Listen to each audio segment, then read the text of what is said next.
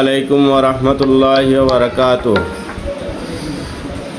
পবিত্র 12 রবিউল আউয়াল ঈদে মিলাদুন নবী সাল্লাল্লাহু আলাইহি সাল্লাম উপলক্ষে এসএসএফ ও অল মণিপুর আহলে সুন্নাত ওয়াল জামাতের যৌথ উদ্যোগে এক মহা জুলুসে মুহাম্মাদি সাল্লাল্লাহু আলাইহি ওয়াসাল্লাম আয়োজন করা হয়েছে। ইনশাআল্লাহ এই জুলুস অনুষ্ঠিত হবে রোজ শুক্রবার সকাল 7:00 হইতে আহমেদাবাদ নাজিরিয়া ঈদগাহ ময়দান হইতে এবং অগ্রসর হবে কাসিমপুর, জারৈলপুকুর, সোনাপুর হয়ে লালপানি আহমদিয়া ঈদগাহ ময়দান পর্যন্ত।